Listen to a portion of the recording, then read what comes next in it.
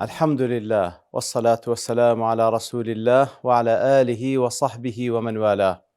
سورة الفيل سورة مكية لە گرنگترین مەبەستەکان کە لەو سوورەتەدا باز دەکرێت خوای گەورە چی بەسەر یارانی فیل هینا و هەروها لە خاڵێکی دیکەش باسکردنی ئەو ڕووداوە دەبیتە مایەی زیاتر بەردەوامبوونی موسڵمانان لەسەر ئەو ڕێگا ڕاستەی کە هەڵیان بژاردیە. ئەلەم تەڕە کەیفە فەعەلە ڕەبوکە بئەصحاب الفیل.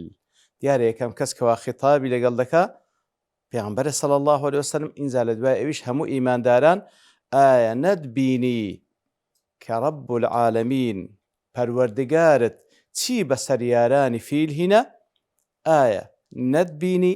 دیارە پێغەمبەر نەیبینی صلی الله علیه وسلم، چکە وەکو لە ڕوایەتەکانی سیرەی باز دەکرێتن ئەو ڕووداوە لەو ساڵەی بووە کە پێغەمبەر لەدایک بووە صلی الله علیه وسلم، وەکو پێ گوترێ عام الفیل کەواتە پێغەمبەر نەبینی صلی الله علیه وسلم، بەڵام کاتێکەوە دەفەرمێ ئەلەم تەڕا ئایا نەتبینی، وەلە بۆ ئێمەش بە هەمان شێوە کە نەمان بینیە لەبەر ئەوەی ئەو حادیثەیە و ئەو ڕووداوە بە تەواتر دەژێردرێتەوە، بە تایبەتی لە بۆ پێغەمبەر صلی الله علیه وسلم کە لەو ساڵە لەدایک بوو، تەبەن کە گەورە بە لۆیان جێڕایتەوە کە لەو ساڵەی ئەو ڕووداوە ڕوویدایە.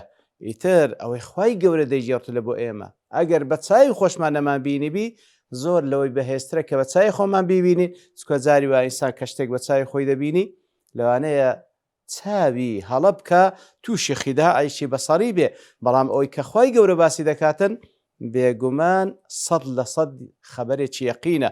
ئایا نەتبینی پەروەردگار چی بەسەر یارانی فیل هێنا؟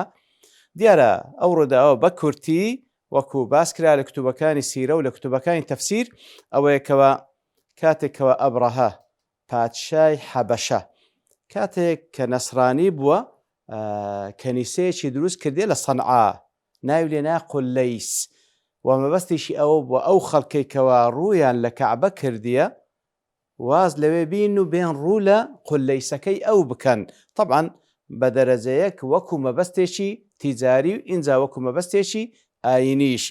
بەڵام دیارە شەوێکیان پیاوێکی عەرەب لە کینانە دەچیتن لەوێن دەرێ لا حەرەجە فی بەیان الدین، دەچیتن لەوێن دەرێ دەست بە ئاو دەگەین لەناو ئەو قولەیسەوی وەکو ئیهانەکردنێک بەو کەنیسەیە.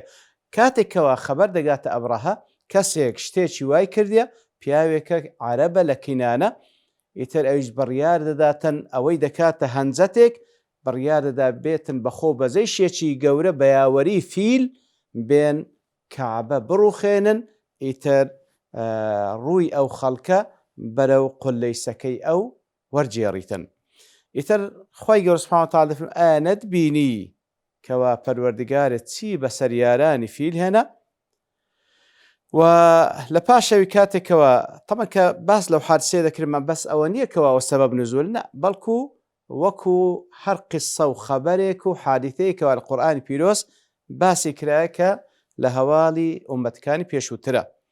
ئەلەم یەجعەل کەیدەهم فی تەضلیل، ئایا پەروەردگارت هەوڵ و تەقەلای ئەوان هەمووی وا لێ نەکردکەوە پووچ بێتەوە و نەگاتە مەبەست؟ طبعاً کە خوای گەورە باز لە فعل و کردەوەی ئەوان دەکا بە کەید ناوی دەبەوەتە پیلان، لەبەرچی؟ لەبەرەوەی وەکو زانایان دەفەرمون ئەو کاتێکەوە هات کەعبە بڕوخێنی بە پیلان هاتبوو، بە پیلان، یعنی ئەو هەر مەبەستی بوو بیڕوخێنی، بەڵام بە دوای هەنجەتێکدا دەگەڕا. تر خوای گەورە سوبحانەهو وتەعالا ئەو فعلە و ئەو کەیدە و ئەو پیلانەی ئەوانی هەڵوەشاندەوە فی تەضلیل. تەضلیل لە ضەلالی هاتێ، ضەلال ئەوەیەکەوە جەعل الغەیری ضالا، واتە کەسێک وا لێ بکرێتکەوە ڕێی لێ بشێوێ. خوای گەورەش وای کرد ئەو هەدەفەی ئەوان نەگاتە مەبەست، لە جیاتی ئەوەی کەوا بەرەو مەبەستەکەی خۆی بڕوە بە ئاقارێکی دیکە ڕۆیی، ئەو مەبەستەی کە ئەوان هەیان بوو بێگومان نەهاتە دی لە بۆیان. وأرسل عليهم طيرا أبابيل، ئیتر پەروەردگار بەچی لە ناویانی برد؟ أرسل عليهم طيرا أبابيل، بە باڵندە لە ناوی بردن. ئەو باڵندانە ئەبابیل بوون، ئەبابیل واتە فەوجەن بعدە فەوج، تاقم لە دوای تاقم دەهاتن لە تەفسیرەکان بەچەند شێوەیەک لێکیان دایتەوە پوختەکەی ئەوەیە بە سێ شێوە ئەو تەیرانە وەسف دەکرێن مجتەمیعە پۆل واتە هەر پۆلێک کۆمەڵێک لە تەیر بوو متتابعە هەر پۆلێک دەهات لە دوای پۆلێکی دیکە دەهات و هەروەها تەئتی من ئەنحاء متەفەرقە واتە پۆلێک لەو لای دەهات پۆلێک لەو لای دەهات لە دوای یەک بەو شێوەیە خوای گەورە سبحانه وتعالى ئەو تەیرانەی ناردە سەریان ئینجا دەفەرمی و ئەرسەل عەلەیهیم طەیرەن طەیر بە نەکیرە هاتیە ئینجا ئەو نەکیرەیان لە بۆ تەحقیرە یعنی ئەوان چەند خۆیان پێ گرنگ بوو خوای گەورە بە تەیرێکی گچکە لە ناوی بردن یان بە مانای ئەوەی دێتن لە بۆ تەفخیم واتە طەیر ئەیە طەیر چ تەیرێک بوو خوای گەورە ناردی بەسەر ئەواندا تەرمیهم بحیجارة من سجیل فجعلهم كعصف مأكول بە پشتوانی رب العالمین لە ئەڵقەیدا هاتوو باز لەو دوو ئاەتە دەکەین وصلى الله وسلم على نبينا محمد وعلى آله وصحبه أجمعين وآخر دعوانا أن الحمد لله رب العالمين.